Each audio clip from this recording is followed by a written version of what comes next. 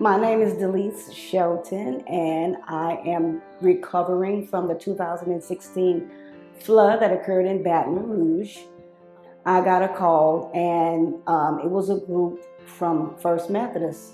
And so they came out, and not the first group, but the second group actually came out. They spent 2 days with me, 2.5 days. The inspector was here doing his inspections and his walkthrough. There was a knock on the door. So I'm like, okay, who's knocking on the door? Nobody lives here. And so I went to the door, and it was George at the door. And he said, hi, I'm George Rosdale. I'm from, First Methodist Church. And, we help you gut your house. And I said, yes, sir. And he said, well, we want to come back and help you, fix your house and put your house back together. So while he was telling me this, I was looking at him, and he looked at me and said, you don't believe me, huh? I went, nope. I do not believe you. And he said, well, we're going to come and help you fix your house, and it's going to be free of charge and no cost. So they helped me to that point, and they put up all the walls, put up all the ceiling. And so after they left, I'm thinking, okay, well, they're done. So Thanksgiving, right before Thanksgiving, I get a knock on the door. And so I open the door, and he said, hi, my name is Stuart, and I'm from Revive 225, and we wanted to come by and bring you a turkey. I was like, really? I said, look, I wasn't even planning on getting a turkey. I was just going to eat a sandwich and not worry about it. He said, well, oh, no, you're not.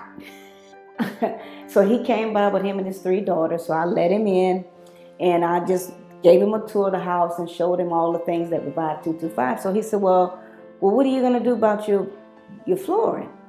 And I said, well, I'm trying to, save some money for my flooring. And he said, well, I'm going to call George and tell him, we want to come back over, and we're going to come and help you finish your house. I was like, okay, whatever you say. And so I said, George, I don't know what to say. I said, every time I think I'm done with Revive 225, you guys keep coming back. And I certainly wasn't expecting this same church to keep coming back and coming back. And it's not like I'm picking up the phone and saying, hey, I need help doing this, I need help doing that. Some kind of way y'all end up coming back, even though I think, okay, we're done, they've helped me enough. And you guys end up coming back and Revive 225 and First Methodist. And you guys have really been a family. It's not just a church for me. Anyway, I can't speak for everybody else, but it's not just a church, coming by to help me. And not just reviving my house, but it's reviving me. I absolutely have no energy left. I've been working on this house since 2016, still not finished. But it's because of Revive 225 that I've gotten this far, that I'm able to at least live in my house and be warm and at least sleep in my own bed. So I certainly appreciate the help that I've gotten for Revive 225. Saying thank you, that's not enough.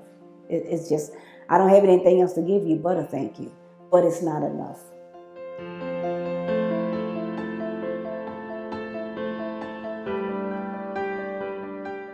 Hey, I'm Roblyn Honeysucker. I'm the branch manager at the Carver Library here on Terrace Avenue. Last fall, I went to a meeting and I met with Reverend Witten, and he's like, do you have a business card? And I was like, why? What do you need? What do you need my business card for? He said, I'd like to partner with y'all. He'd heard me talk about how the kids were hungry. And I was like, okay, let's meet together. And we met one afternoon in our storytime room. And we put together this plan where the church would deliver snacks. Jim Hewitt is a fantastic man.